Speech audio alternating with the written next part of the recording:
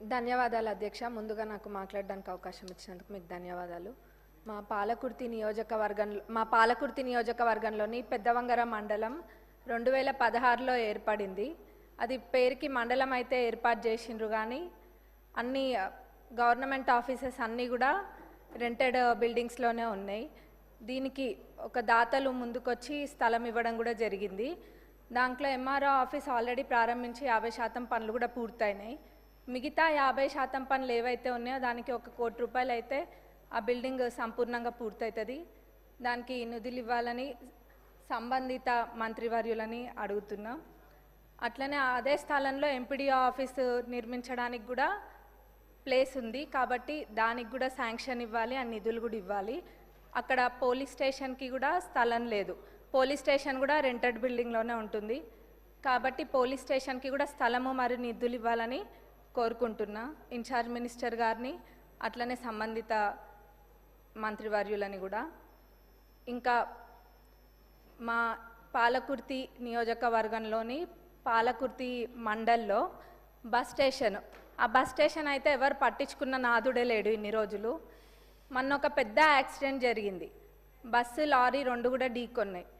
అయితే అక్కడ ఒక పాలకుర్తి సెంటర్ అని ఉంటుంది, ఆ సెంటర్లోనే బస్ స్టాండ్ అనేది యూజ్ చేయకుండా ప్రయాణికులందరూ కూడా అక్కడనే బస్ ఎక్కుతారు. ఎప్పుడు కూడా ఆ బస్ స్టేషన్ అనేది యూజ్ చేయలేదు. మన ప్రజాప్రభుత్వం అధికారంలోకి వచ్చినాక అక్కడికి వెళ్ళి అదంతా క్లీన్ చేయించి, ఇక్కడ లేదు బస్ స్టేషన్ ఇక్కడనే వాడాలి, రోడ్ పైన ఉంటే ప్రమాదాలు జరుగుతాయని చెప్పి అక్కడ దాన్ని ఏదో అట్లా నడిపిస్తున్నాము. కానీ అక్కడ డెవలప్మెంట్ అనేది చాలా అవసరం. అది అసలు కూడా పరిస్థితి బాగాలేదు, శిథిలావస్థలో ఉన్నట్టుగా ఉంది. కానీ ఇప్పుడు ఏదో టెంపరీగా అయితే క్లీన్ చేసి పెయింటింగ్ అవన్నీ కూడా వేసిండ్రు. ఆ బస్ స్టేషన్ డెవలప్మెంట్కి నిధులు ఇవ్వాలని ట్రాన్స్పోర్ట్ మినిస్టర్ గారిని, ఇన్ఛార్జ్ మినిస్టర్ గారిని కూడా అడుగుతున్నా. అట్లనే అన్నిటికన్నా ముఖ్యంగా మా పాలకుర్తి నియోజకవర్గ ప్రజల చిరకాలపు కోరిక దేవాదుల కింద ఉన్న ఫేజ్ 3 ప్యాకేజ్ 6లోని పాలకుర్తి మరియు చెన్నూరు రిజర్వాయర్లది. దాని ద్వారా మొత్తము 77,890 ఎకరాలకి సాగునీరు అందియొచ్చు. ఇది ఎంత నిర్లక్ష్యానికి గురైందంటే గతంలో అసలు మొత్తము 20-30% పనులు కూడా 10 ఏళ్లలో ఎప్పుడు కూడా పూర్తి కాలేదు. నేను గతంలో కూడా అడిగితే మన ఇరిగేషన్ మినిస్టర్ గారు సానుకూలంగా స్పందించి రివైజ్డ్ ఎస్టిమేట్ వేపిస్తే మొత్తం ఒక 1015 కోట్ల దాకా రివైజ్డ్ ఎస్టిమేట్ కూడా వచ్చింది. వారు దేవాదులలో ప్రత్యేక శ్రద్ధ చూపిస్తున్నారు మన ఇరిగేషన్ మినిస్టర్ గారు కూడా.